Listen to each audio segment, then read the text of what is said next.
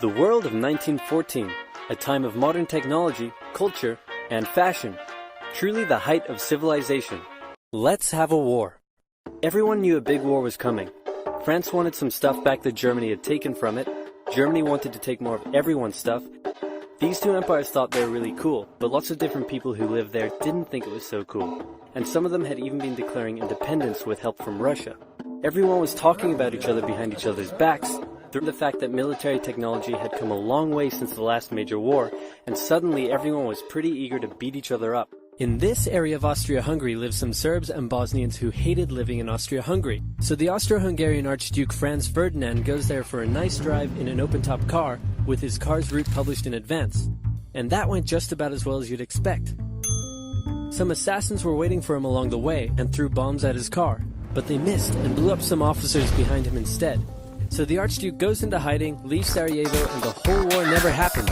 Except no, the Archduke doesn't leave, but instead goes back out in the open-top car to visit the injured officers in hospital. The driver takes a wrong turn and by sheer coincidence gets stuck beside one of the failed assassins, who shoots him. Austria-Hungary is understandably pissed about all this, and they think the Serbian government had something to do with it, which they might have. So they go to their ally Germany and say, "Hey Germany, we're going to declare war on Serbia," and Germany is all for that. So Austria-Hungary send a big list of impossible demands to Serbia, and when Serbia refuses, they declare war. Austria-Hungary and Germany are friends, and Serbia is protected by Russia, who's friends with France, so they all declare war on each other. Montenegro joins in too. France and Britain also have a kind of alliance, so when France says, "Hey Britain, you got my back?" Britain is like, maybe. And then they decide to stay out of it, which is great for Germany because Germany has a plan. They know that Russia is so big and clumsy that it will take them a while to get ready for war. So with this guy in charge, Germany will send all its troops into France at lightning speed while Russia's getting ready, defeat France, then move all the troops to Russia and defeat Russia, and then we all speak German and eat Pfefferpottast every day. Just one problem. France has loads of forts and defenses along its German border, and Germany can't waste any time fighting them, so Germany decides to go around them, through Belgium. Belgium is neutral, but Germany wants to march 750,000 troops through it to get around France's defenses. They're hoping Belgium will just kind of sit down, but they don't. They fight back, and they're pretty good too, so they slow the Germans down. What's worse is that Britain shows up, and they're pretty pissed that Germany's invading neutral countries. So now Britain declares war on Germany.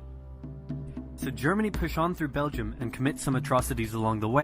The Allies have a propaganda extravaganza, and this starts having an influence around the world, notably in America. The US President Woodrow Wilson sees himself as a bit of a Jesus figure, and spends most of the war trying to get everyone to just hug it out. But there's also a large population of ethnic Germans living in the United States, and when the war first broke out, they were like, "Yay, Germany!" But now that they're committing atrocities in Belgium, they're less enthusiastic. Let's play Spot the French Soldier. Did you see him? Easy, right? Know who else spotted him easily too? The Germans. So when the French were slowly marching in columns through the countryside, the Germans easily tore them to shreds with their giant guns. All the nations involved in this war went in with an old-school war mentality, and all of them had to update their uniforms and tactics a lot during the Great War. Because this war was going to be like nothing anyone had ever seen before. Russia's ready for war, and way earlier than expected. Hey Austria-Hungary, can you get on top of that? Oh yeah, sure, we've got this. Nope. So Germany has to send some troops back to the east to defend against the Russians. The chief of staff of the Austro-Hungarian army is this guy, and although he is handsome, he turns out not to be the best military strategist. Austria-Hungary constantly ignores Germany's advice, and then comes running back to Germany whenever they get in trouble.